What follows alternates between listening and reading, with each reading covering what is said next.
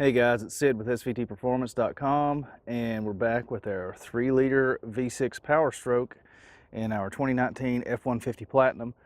Didn't really want to bury the lead yesterday, so we went ahead and showed you guys what it made on the dyno, but today I want to give you a little just rundown of what's going on in the engine bay.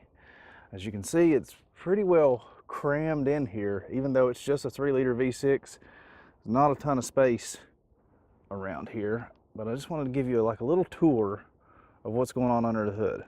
First, you've got the intake scoop, which we see on all the new F-150s. I really like that to get the nice, cool, fresh air from the outside in to your air box. And on the diesel, you get a filter minder to let you know when it's time to change your air filter.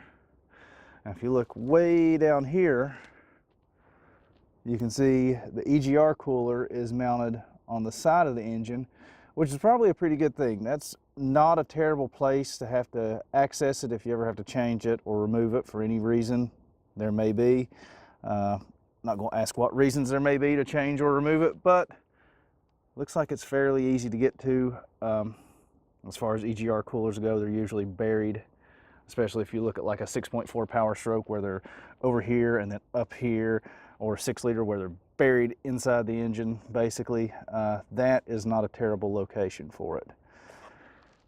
Moving on around, we can see boost pipe going into the throttle body, and like all newer diesels with an EGR cooler, you have to have a throttle body to create a little bit of vacuum to pull the cooled exhaust gases into the engine.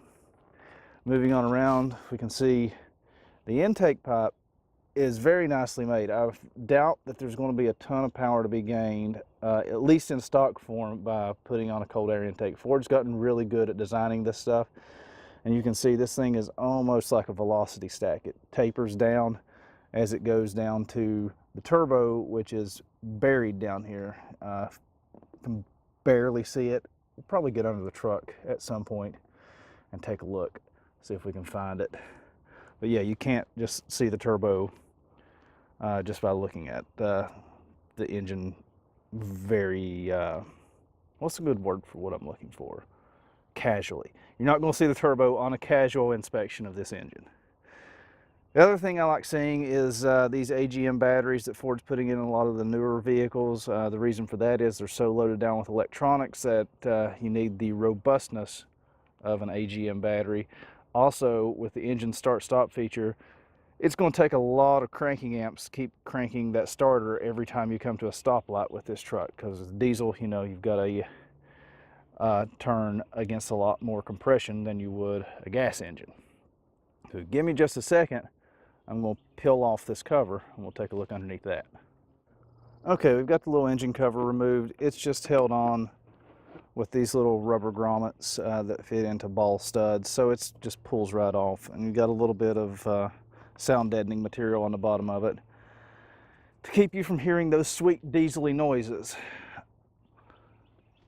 And that's basically the top of the engine. As you can see, you've got some foam here covering up the injector lines and the injectors, so it looks like it'd be fairly easy to get to the injectors. And you can see, if you look at my finger right here, the electrical connectors for the injectors, and there's one right there by my pinky. So injectors are fairly easy to get to. I like that. I've got a little plastic intake manifold, and swinging around here you can see fuel filter in the back. That looks like it's going to be a little bit messy to change, but it's got quick connect fittings on either side of it. You see the yellow clip right there for that one, and we got a blue clip up there for that one. So I'm guessing this is probably a 2 to 10 micron filter, probably a 2 micron filter actually. And we'll take a look underneath at some point to see the frame mounted filter. You got an eyelet to lift it out if you ever had to lift this thing out of here. I hope you never have to. And another hot side boost pipe to match the cold side plastic one over here. Again, more foam sound deadening over the injectors. Ford recommends 5W30 oil. There we go, focus, focus. 5W30 oil on this. 3-liter V6. And this little intake horn here that splits off into a Y reminds me of a 7.3 Powerstroke. Looks like we've got the oil filter right here. It's cartridge style. Right down in the center. I'm not 100% sure, but it might be sitting on an oil cooler like the 6-liter Powerstroke, but we'll know once we get under the truck. So this engine is actually designed and built by Ford. It's been for sale for years in Europe in Land Rovers and Jaguars. It's called the 3-liter Lion V6 there, and so it's a proven engine. It's been around for a while. It's nothing new. You're not getting any unproven technology as far as the main engine goes. Of course, when you come to the US, you've got the US emissions package, and we'll talk more about that later. But you're getting a design that's been around for a while, so that's a good thing. Should be able to avoid a lot of the first year hiccups you see with a lot of newer designs. Overall, I really like this engine. It's very quiet, but it does have a little bit of diesel noise. Probably if you didn't tell somebody that this truck was a diesel, they would never know it. Most people are not going to notice the badge, and it's quiet enough to pass for a gas truck to the uninitiated, especially on the inside. I've taken people for rides in this thing, and they had no clue that it was a diesel. So Ford's really done a good job in that respect of keeping this thing quiet and peaceable.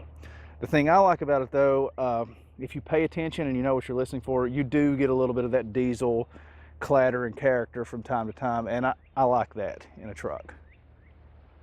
So that's basically the top side tour. There's not a whole lot to see other than hoses and wiring.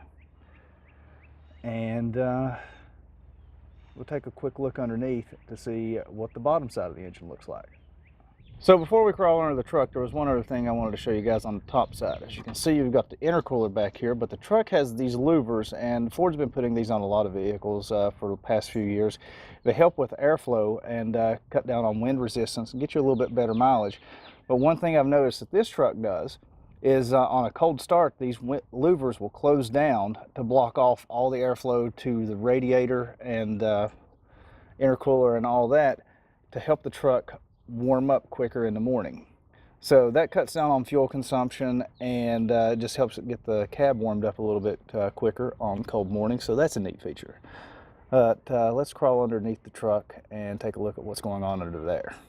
Okay, we've managed to make it underneath the truck, so let's take a look and see what's going on under here. As you can see, we've got the hot side boost tube coming into the intercooler here. Looks like we've got a nice silicone coupler.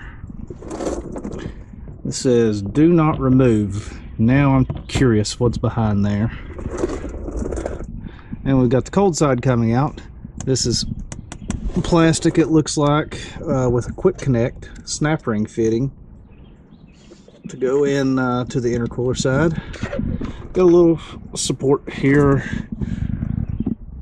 another little skid plate, and this is something new, using felt with sound deadening material to quieten down this truck even more. I wasn't expecting that, but that's it's kind of interesting. Wonder how long this, or how well this stuff will hold up in the long term. But unfortunately, because of this kind of stuff, we're not really going to be able to see much of the engine from the bottom side here. You can see the starter motor. That thing definitely gets some exercise with that start-stop feature. And then again, we've got more sound deadening. This stuff is thick on top of this. Sway bar, of course. Is there any place for us to actually see anything under here? We've got the pumpkin for the four-wheel drive system, the electronic steering rack. Let's go a little further back. We've got the 10R80 transmission. You can see plastic transmission pan and the start of the exhaust system. As you can guess, it's got a massive exhaust system because it is a modern diesel. And we've got one component here. This is probably the diesel oxidation catalyst, dock, or just catalytic converter. as better known. That would be my guess what this is, because I don't see any EGT sensors or urea injectors on it. But let's go on back, and you can see we've got a flex joint coupler bolted in here, and we come on back and we've got another can. That's interesting. We've got one can here. You can see we've got some sensors. Not sure if this is the DPF or the dock. Again, they make it difficult to tell. And we've got a muffler back there. So we're probably not seeing all of it because of some of this sound deadening material. Because I'm not seeing... Oh, this is definitely the selective catalyst reduction, because there is the urea injector. So I'm not sure if this one's the DPF and then there's no catalyst, or they've managed to combine the DPF and the SCR in one, or what's really going on here. Not really an expert on this engine. Oh, check this out. This is a new way to run a wiring harness. Get this little plastic protective channel that's bolted to this cross member. That's interesting. Of course, your transfer case and your frame mounted water separator and primary fuel filter. So you can drain if there's any water in the fuel. It's a little dark, but there we go. There's the drain. There's the valve for it. So you just twist that, and if there's any water in your water separator, it'll come out there. Again, transfer case. Nice aluminum drive shaft. I like seeing nice big aluminum drive shaft. We've got a heat shield on a plastic tank. At first I thought this was a metal fuel tank, but we've got a plastic fuel tank with a metal heat shield with a plastic skid plate. Nice U-joints. Again, like I said, huge muffler. And this truck has the corporate 9 3/4 inch rear end, you know, from every Ford F-150 ever, almost, unless it had an 8.8. I got that 9 3/4. Got one of those in my Lightning. Of course, we've got Ford's famous fully boxed frame with through welded cross members. That's nice. It works really well. Check out this transmission cooler. So it is a water-cooled transmission cooler mounted to the frame here. That is a really nice looking unit, and it's in a place where it would be easily serviceable, so that's nice.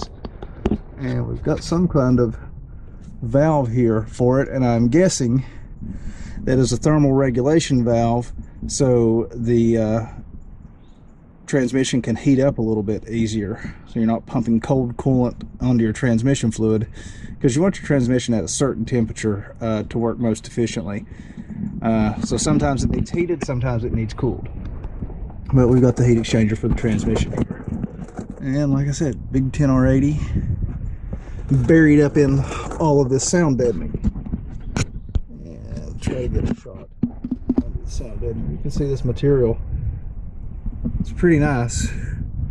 It's got a metal backing, and then it's sort of felt. Looks like it's been dented up right here. It's bowed. I'm guessing somebody high centered it a little bit.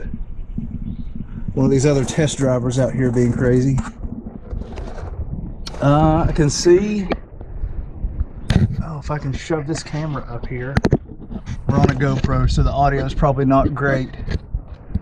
You can sort of see right there, they have a, I guess you could call it a turbo blanket, but it's a blanket heat deadening heat wrap around this exhaust pipe coming off the manifold. It's a crossover pipe going to the turbo.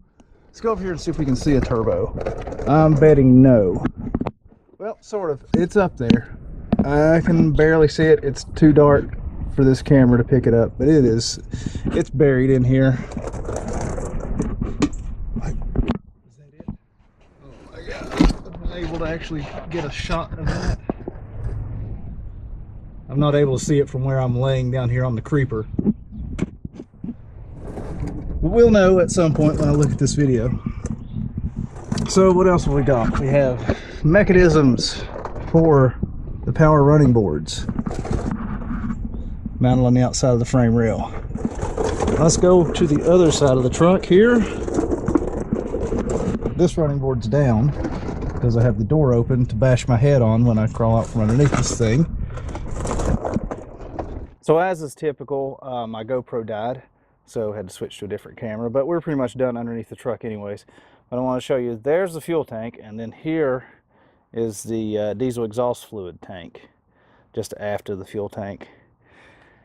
And of course, you never want to put the stuff that goes in this into this, because they do not mix well. But there's where you fill up your DEF, and of course, we got the capless fill for your diesel fuel. Come back around, there's one last thing I wanted to show you, and it's a little bit easier while it's up in the air here. This is something that Ford added just a couple years ago to these newer F-150s, is this little steel bar that comes back here. And to me, this is one of the most innovative safety features they've added in quite a few years. So basically the idea is, if you get in a frontal crash and the wheel is pushed back, instead of it being pushed back and up into the footwell, it's pushed back, it hits that bar, and it basically comes down. So I've seen some people complaining that, well, F-150, if it gets hit in the front, it rips the wheel off. Well, what would you rather have? The wheel ripped off, or this entire floorboard crushed up and break your legs? So to me, I like that as a safety feature. I think that's a really nice little option, or not an option, nice feature that they added to these trucks. Was that little bar there, and then there's one on the front here too. And I really like that. But that's pretty much the tour of the mechanicals underneath the truck. Again, please subscribe to the YouTube channel and head over to svtperformance.com for the full article. The link is in the description below. And I really appreciate you guys watching the video.